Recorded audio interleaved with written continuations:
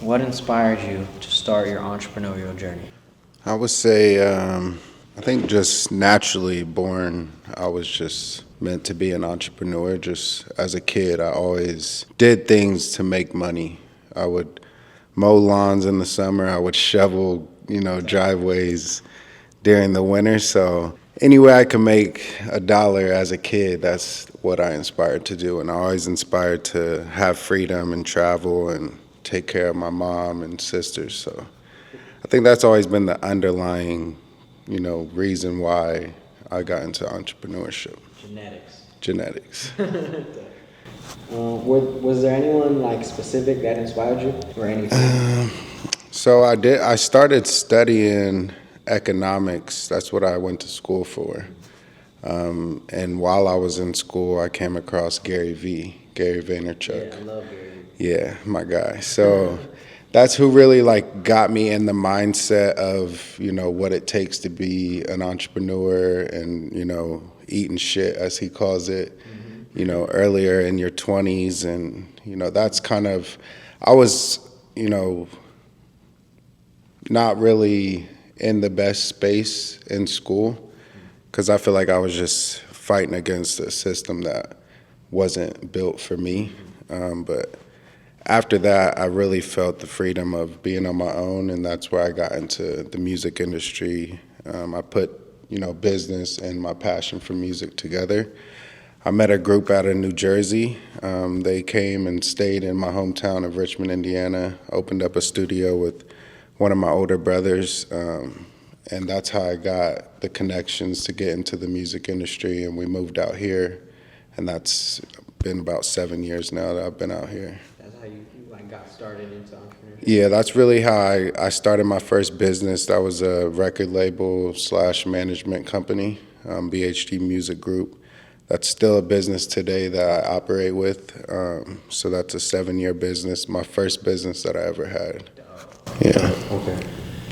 How did your background in early life with family shape the business decisions you've made? Like, were there any experiences or like lessons from mama you got? For sure. Yeah, I think just growing up in a single mother household and being the only boy in the household. So I have 2 sisters and my mom. I think that just shaped me to like have the drive that I have to be the protector that I am, and like that's kind of translated into business. The way I approach business every day is like how I approach, like being a leader and wanting to provide for the people around me. What was the pivotal moment that pushed you to go all in on your business idea? Let's see.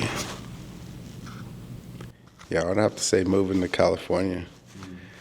Moving to California, I would say that's really what like it was all or nothing at that point. Like once I was out here, I knew I didn't want to go back to Indiana. I knew like I wanted more than what, Indiana had to offer me.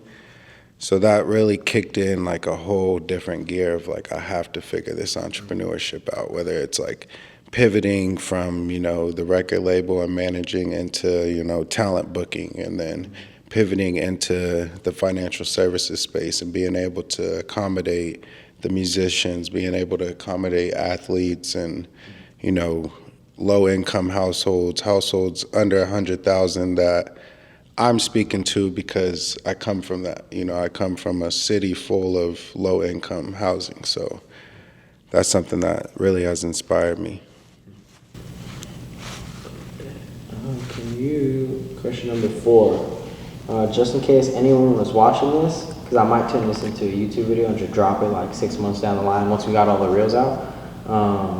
This is Jalen. I'm Nate, the philosopher. This is Jalen Michael, super dope, amazing individual, good-hearted person, a business partner of mine. And so right now what I'm doing is I'm asking Jalen questions about entrepreneurship, about his upbringing, and we're going to use clips from this video that you guys are seeing now as a video, like long form on YouTube. We'll grab clips from this and we'll make reels out of that. Fire. for his page. And then we're also going to shoot some B-roll of him walking around and some more B-roll of like him doing certain things, and then some more like talking to the camera reels, because that's a lot of what we've been doing. Yeah. Just trying to mix it up now. So continuing on, fourth question in this interview, if you will, you kind of already answered this one. This one was, what was your first business venture, and what lessons did you learn from your first business venture? Yeah, so like I said, my first business venture was music business, BHG Music Group. I guess that's like my first official LLC. I learned a lot with that business, honestly. Being, like 22, 23 when I started that business, and being around people that were older than me. So I was around people that were 5, 6 years older than me, like everyone, all 4 or 5 of the group members, every day.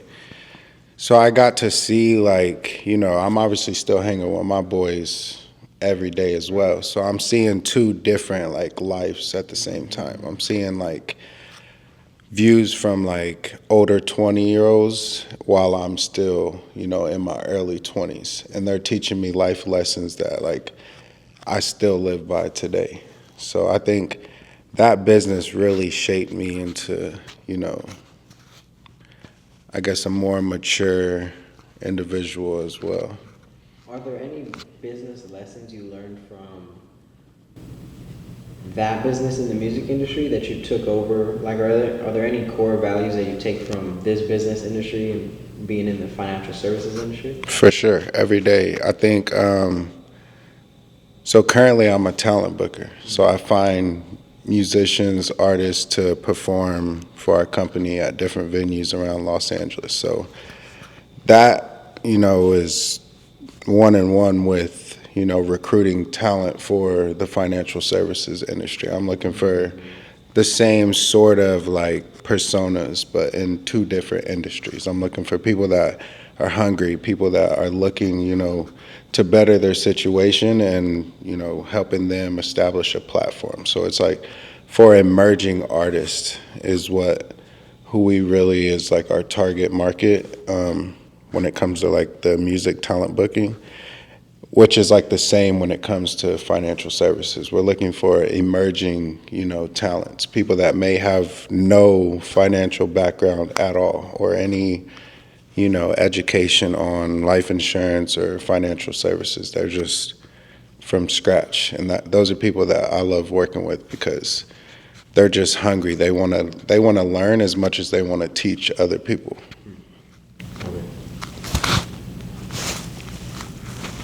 How did you handle the initial challenges in business when starting out?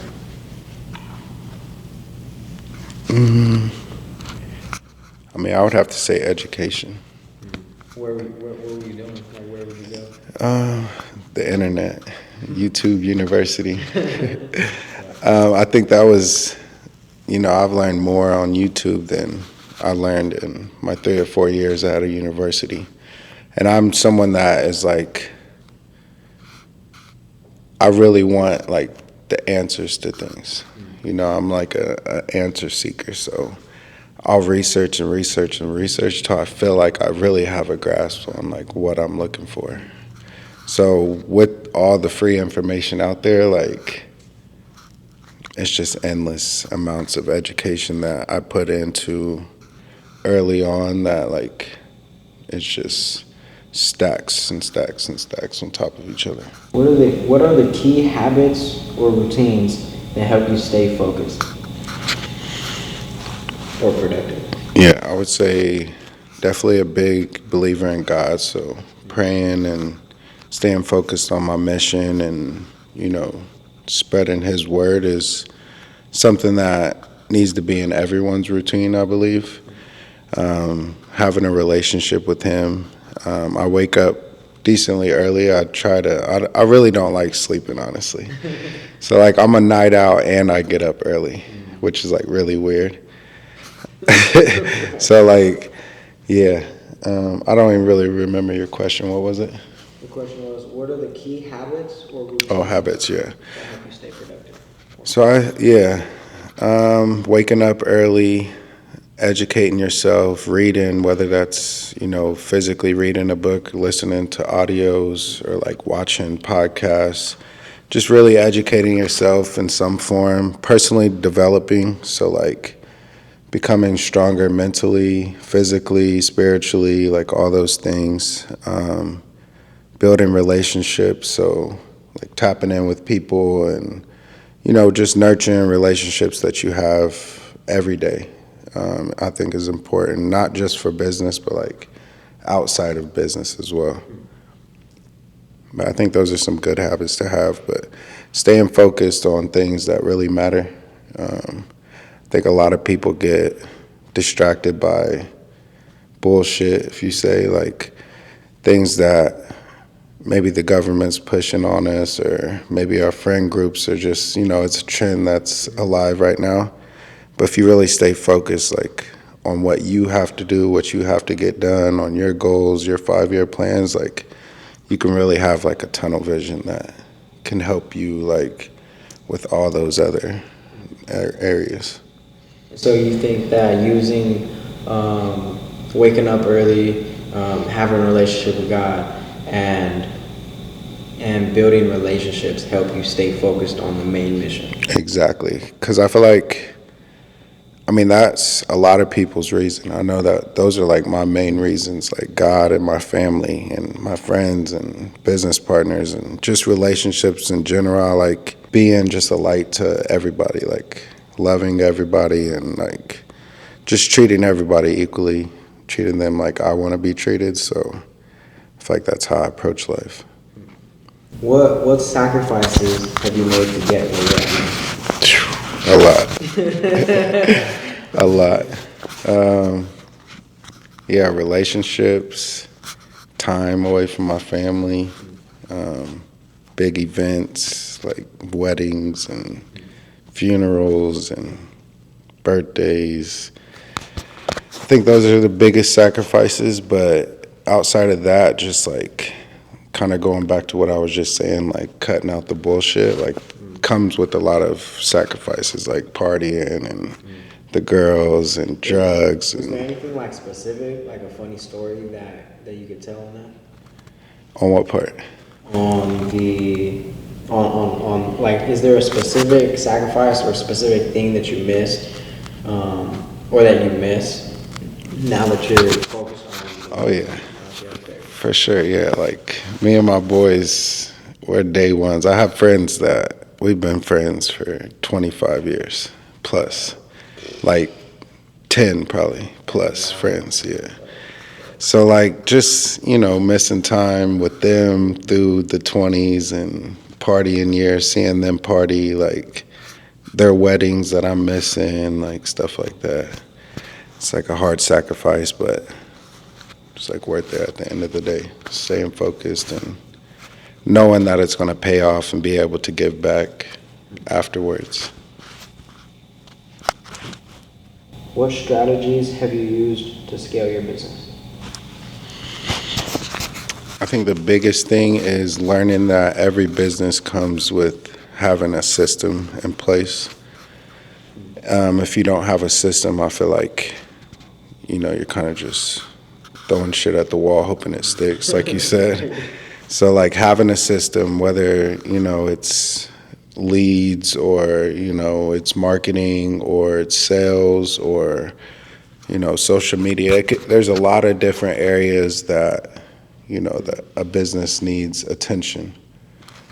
That's funny. So the strategy is to have a system. Exactly. The strategy is to have an actual strategy. A lot of people don't have, even like the basic business plan, like that's cool, but it's like the everyday operations of the business. Like what are you doing every day that's going to move the needle, and how do you know it's going to move the needle? So like the system is put into place to know you're moving the needle and how much you expect to move the needle. What are some misconceptions people have about entrepreneurship? I think the biggest one has to be that it's like glitz and glamour. A lot of it's not that. Like there's obviously, you know, the wins and the events and the traveling and, you know, stuff that comes along with entrepreneurship. But it's really like some dark times in there where there's ups and downs, and there's like a roller coaster of emotions where you have to stay of course, you know, or on course, I mean, and yeah, I think I forget really where I was going with that. What are the misconceptions people have about Oh yeah, the glitz and glamour. Yeah, so like just making sure that you can control your emotions through business, like your emotional intelligence with people and relationships and like conversations and, you know, stuff like that. I think right now would be a good time to step out of the micro and then look at the macro of what we're doing. So feedback, every question that I ask, try and answer it with the question at the end, like, and that's why and those are some common misconceptions in entrepreneurship. Gotcha. Or, you know what I'm saying? Like, Yeah. finish the answer with that. Gotcha. Another thing would be maybe being a little bit more specific. Right now, for the video's sake, I'm gonna pause this video. You guys might see a part 2 to this, or maybe I'll just continue it from where we left off at.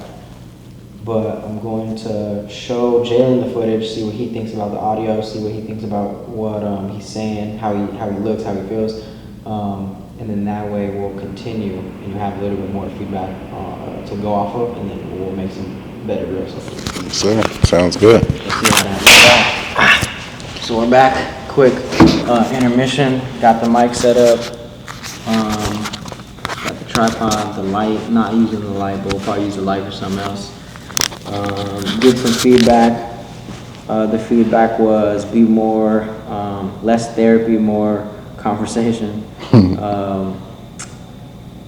What More are some other energy. feedback? More energy, yep. And then to finish each question with The original question. with the original question as part of the answer. Fine. Cool. Let's continue. I think something else I wanted to ask you. Let's go from these. What's the legacy you want to leave behind as an entrepreneur? As an entrepreneur, I want to be known as somebody that, you know, really took their craft seriously, really helped people, was not a gatekeeper, somebody that, you know, spreads knowledge to up and coming people, the kids, the, you know, people less fortunate that don't have as many resources that we have, you know, out here, at least in Los Angeles. Where we come from, or where I come from, at least in Richmond, Indiana, it's 40,000 people population. So not many resources, you know, for creative things or entrepreneurship. It's more the basic system of going to school, getting a good job, you know. So I want to be known as, you know, a trailblazer for entrepreneurs of Richmond and, you know, really changing the economy there. Dope. Fire. Hell yeah. I think something that really resonates with me is leaving behind as my legacy, like a place where people can come and do business together, or creatively shoot reels, or create music and just express themselves through the different forms of art, whether it's tattooing or whatever. I think that would be super dope. Like cultivating an environment and like a physical and a digital place where people can come together and collaborate in that way, like in an artistic, creative, entrepreneurial way. I think that's that's the legacy I want to leave behind, for sure. That's why. And I like how you just finished with the question. I forgot to do Exactly, that. just like that. Yeah. I didn't even mean to. That's funny as hell. What's a mistake you see other entrepreneurs making that you've learned to avoid? Trying to do everything yourself. I think having a team or having at least, you know, a mentor, someone that has gone through the experiences that you're currently going through is very important, you know, when it comes to avoiding making mistakes as an entrepreneur. What is the importance of, or what role does networking and, let me just do this. What role does mentorship play in your entrepreneurial journey? A huge role. So What does that look like specifically? So the networking side of things? Nah, forget the networking part. Just focus on the mentor. Like, what specifically does a mentor do that you receive and you take action from or take action on? Or like, how does it help you with thinking or doing things? Yeah, so it's kind of like a validation on like where you're trying to go with your career. What I was just saying about them going through the experiences that you're currently going through right now. And they're speaking from a past, right? As we're speaking in the present. And I think that's very valuable lesson that you can learn from your mentor and that a lot of people don't take advantage of, and the etiquette that you can put on that. You know, being that someone like, for instance, my mentor, being in the game for 37 years, yeah, I may have only been in for a year or two now, but I'm getting knowledge from 37 years of experience. And I'm able, as if I'm, yeah. So, and I'm able to, you know, etiquette that and be able to use that to my advantage when it comes to having a mentor.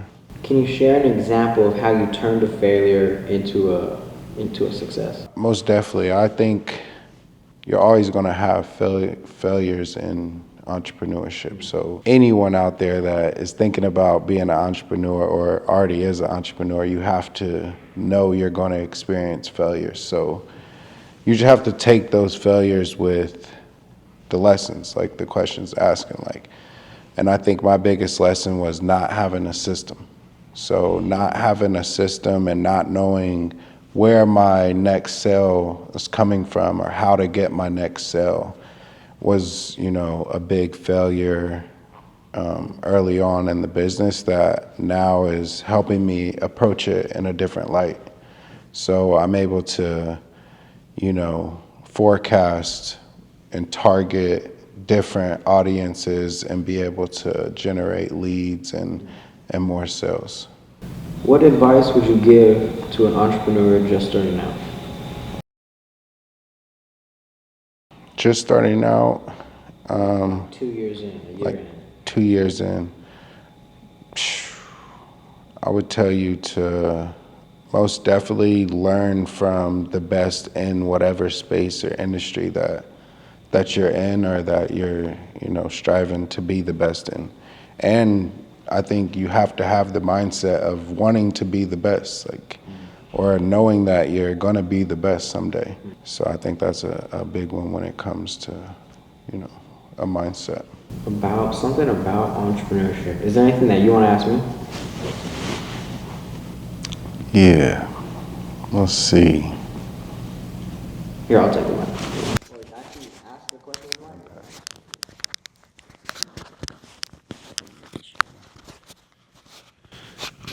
All right. What's the most important aspect for a business when it comes to social media and marketing for your brand?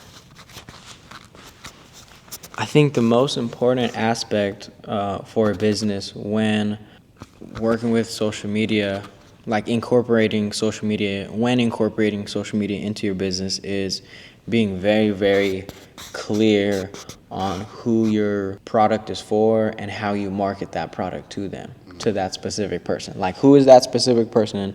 Who am I as a business? Who am I as the CEO? What is my product? How does my product serve this person? And how do I create content that will resonate with that person? What are the keywords I could use to market to this person so that they go, damn, it's like they're talking to me, right? So, and that just comes from being very, very clear on who it is that you're marketing to, who am I, what my offer it is. And so I think that's the most important thing for businesses when trying to incorporate social media into their business, is being very, very clear on who their customer persona is, what the sales flow is, what the marketing funnel is, and then you'll have certainty on what exactly to do with your digital marketing strategy for your business. Nah, it's super fire. You definitely taught me a lot when it came to that, just about like, your target personas and how to approach them, even down to the smallest things on how I talk, my energy, and different wordplay, and how that affects different target audience and different demographics, if that makes sense. I thought that was super cool.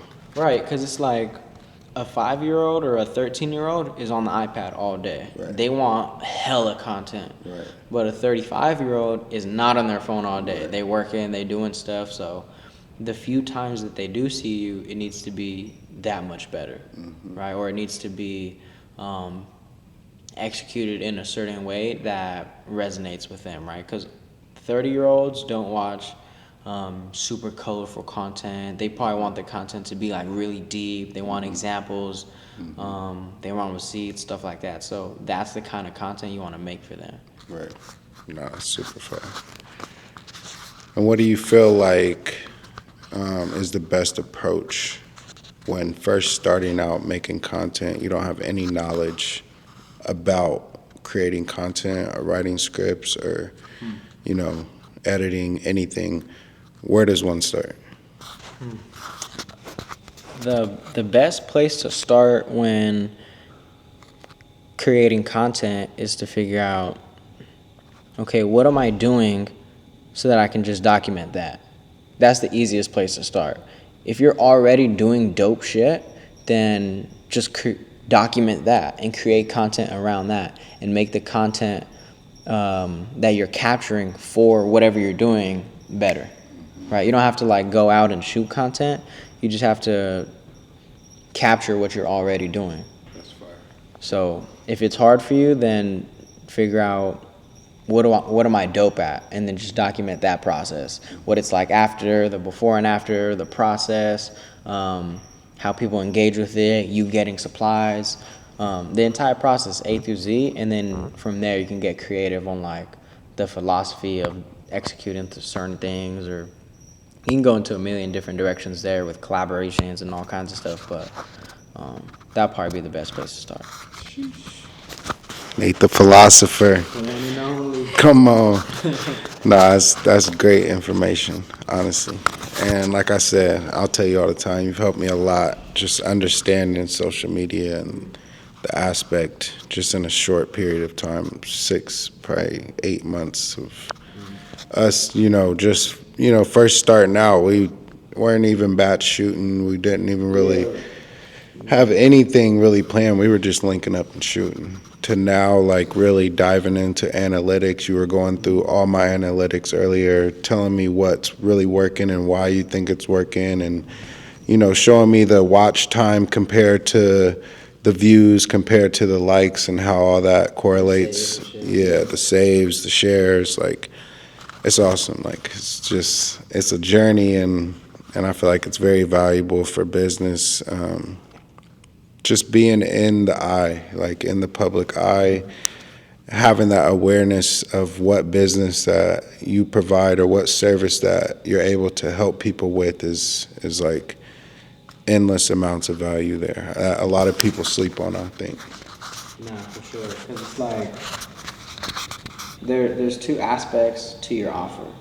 It's the actual value you provide that is received, and then there's the value that is perceived of your offer before it's even approached, before it's even considered, before it's actually converted on.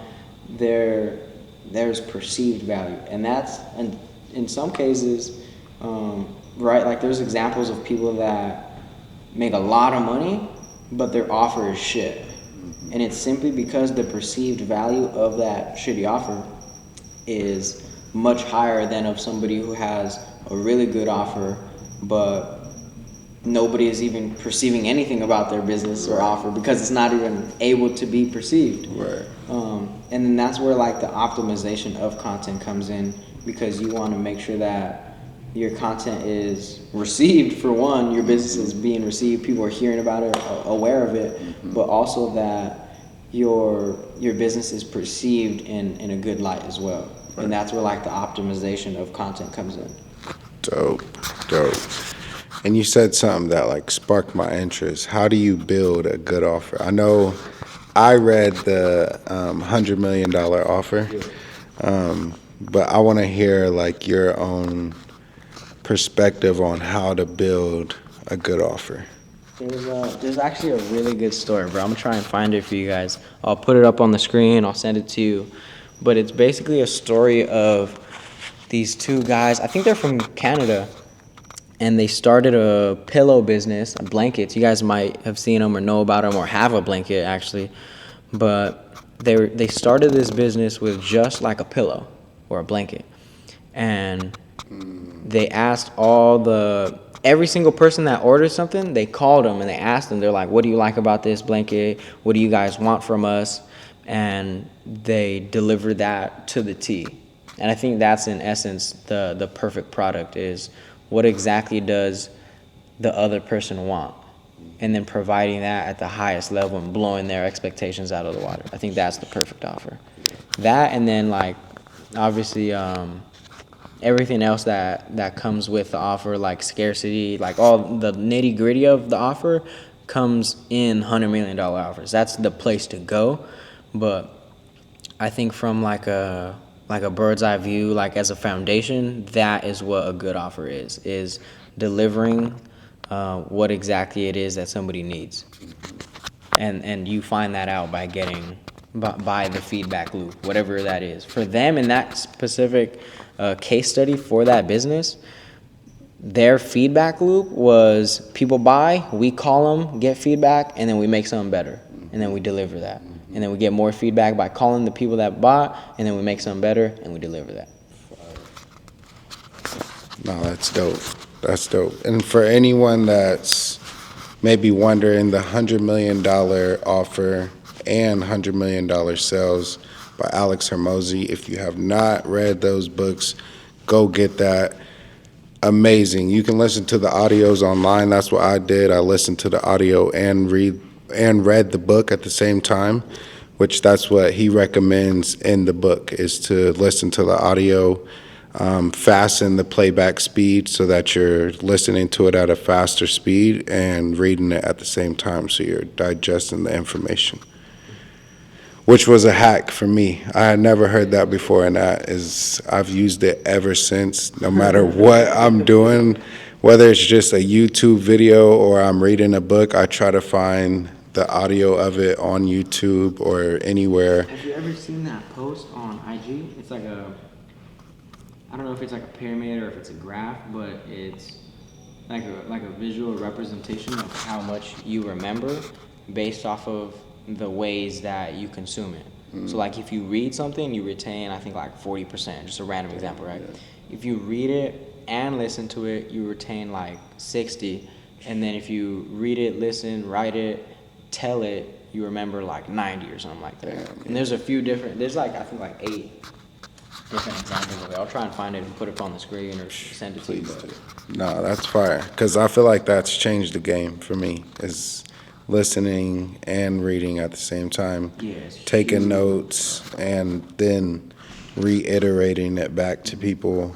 And even then, like when you reiterate it over and over, you know, you're learning more, but then you're getting someone else's feedback on it too every time. So then you're seeing different viewpoints from different people from different walks of life, and you're kind of building on this topic or, you know, whatever that you're trying to learn about or talk about.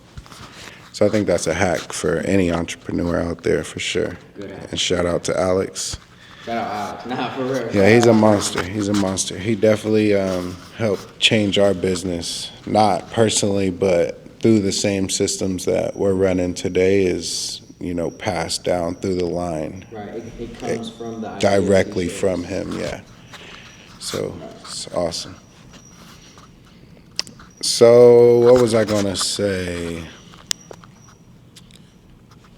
So once you look at the analytics and you understand what's working, what's not, you know, how do you kind of build off the analytics to make sure that you're really hitting the home run? Because what if you're analyzing it one way and you're like, oh, well, they have to be watching because of these hooks, or they have to be watching, and it's really not that. Like, how do you, so maybe you took different things out of videos that you think are working, and then you ran a whole set of videos where you really keyed in on that, yeah, and then it doesn't perform as well or something like that. How do you kind of gauge like success from building off your analytics? It's really as simple as like, okay, cool. This worked in the past. Let's do more of it, and let's see what it does in this way now. With the data that we got and the data that we had before, now let's combine them, and let's put this out to market. Then we see how that performs in the marketplace, like online in the world, right? And based on that, it'll tell us, okay, let's take a step back or let's take a step forward, because this is more in the direction of the winning strategy that we need to have in order to blow this page up or to blow this business up, this brand. And so it's really just a back and forth process. You never really know for sure, like, this is the one, like, this is going to blow. Like, all these reels, way better than the last one because I just made this small adjustment based on what I think is working. But the thought process is, the reason that I'm even deciding to move forward in one direction or the other to begin with is simply because it worked to begin with. So I'm looking at your past 30 reels and I'm saying, what are the top performing reels based on views? Okay, now let's look at the top performing reels based on likes and saves and shares, etc. And then I'll decide, okay, cool. The hook is very closely related, not completely obviously, right? But the views are closely related to the hook. So what did that hook look like? Right? What was it visually? What was it verbally? And then I'll kind of figure out from there, like, okay, maybe we should do more of this, or maybe we should do more of this. And that will lead me down the path of the winning strategy that I'm looking for, based on what's working and what's not. Fire. It's my boy right here. Yeah. He'll get you together. Yeah, I think that's some great questions there. Something people can definitely learn from when it comes to social media. How did you get into social media management? I know we're business partners in financial services. You were shooting content for that. Did it start before that, or where did your journey start with creating social content? Yeah, I think the journey, where my what was the question? Where'd your journey start? Where'd my journey start? Content. Gotcha. So my journey creating content started with, like I was telling you earlier, just simply the love and the passion for YouTube videos. I grew up watching Minecraft and like all these kinds of gaming videos, and then I grew up a little bit and watched videos about like people vlogging, doing stuff. So that's kind of what fueled my passion for it. But another aspect that got me into content creation, social media, and then even doing it for businesses was that, like what I was telling you earlier, was simply the need, or the want and the need for documenting what I was already doing. If you look at my YouTube, you'll see videos of me like at a sneaker event with my table, or at a sneaker event going to other people's tables buying shoes. So I was already doing that. I just needed to document it. I wanted to document it, and I understood what that could do for my business. So I started doing it in that realm. And then I made the transition to like the entire finance world with trading, investing, and then I got my insurance license. And so there was always a need for me to like document the process and create content that would fuel leads to my business. And so it didn't really become like a social media management thing until I realized, and it was funny because it was the same feeling that I had and the same thought process that I had when creating my sneaker reselling business, which was boomed. It was booming. And so that's why I'm really excited with it now, is because I had that same thought process and I'm going through the same things with this business now that I had then. And so it came from understanding that, one, there's a huge need in the market and not enough supply. There's not enough people doing what I'm doing that understand it, that want to do it, that know it, none of that. And then two, it was simply from the passion, going back to the point I was just making about always being on YouTube, always like consuming content. I always loved being behind the scenes. If I was to ever get into music, it would be to be a talent booker or to be a manager of an artist. It was never to be the artist. So for me, it kind of brought me full circle, because I'm in business, I'm able to help businesses grow, and I'm able to like document that journey, that process, which is fun for real. And then realizing that I could make a business out of that, and that I could help businesses actually make more money by shooting them more content, things of that nature. It just started, all the puzzle pieces started to align, started to click, and I was like, oh, okay, bet. I should probably move a little bit more in this direction, because one, this is where the world is going, but two, I position myself in a really, really good space to shoot content for myself and for others. So that's kind of like how I got into filming content for businesses, social media management, all that good stuff, videography. That's dope. That's super dope. That's like the story behind it. Yeah. Nah. So was sneakers your first business or what? Yeah, kind of, sort of. Yeah, sneaker reselling was my first real business, because then I actually had to do sales. I actually had to do marketing. I had to manage inventory, and I had to keep track of expenses, and I had to negotiate, and now I had to there was just a lot more that came with it that made it an actual business. There was a system I was starting to develop around it. I was going to start incorporating other people and turn it into a huge business. And then I made that shift to financial services, the whole finance world, because there was just no freedom in it for me at the time. Obviously, because I had no people, it was just me. But also because I realized that there was like morally there was a disservice that I was doing to people, because not that I was taxing them up the ass, because that's why I got started in sneaker reselling. Was one, because I loved shoes, but two, because I noticed that everyone else was charging up the ass, and that I could probably avoid that if I were to just do it myself, which I did. But I realized that even though I was offering a great deal on the shoes, people were still spending their last $200 with me, and I'm like, bro, like, morally, I know you should not be buying this shoe. But financially, like, I know I have to sell these shoes to make the $50 so that I could buy more shoes and keep the ball rolling. And so that's kind of why I made that pivot. One, for time, but two, so that I could serve people in a better way. But sneaker reselling was probably like my third business. My first business was selling like chips and Gatorades and candies at school.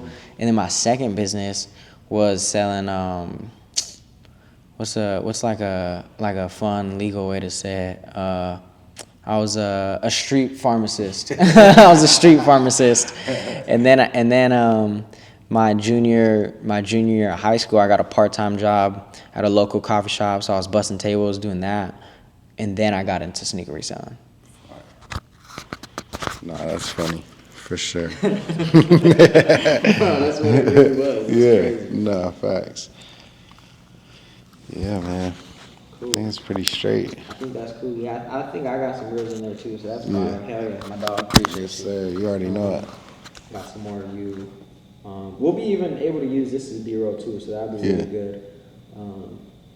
That's it for this session. I'm gonna catch you on the flip side. You guys will probably see. So this segment will be part of the last segment. So this will be one video, and then you guys will see a second video of the next location we go to right now. That'll probably be like a cool, like 10-minute, 15-minute conversation up there. On top of this, like 30-minute joint we got right here. And then we'll get some more feedback right now on the video we just did here after the other revisions that we did, the other feedback. And then we'll shoot that location, we'll shoot B-roll in between, and then we'll shoot like 2 or 3 videos of you talking to the camera. Let's get it. All right, y'all. Peace, love, 100. Like, comment, subscribe. I just want you to know that you are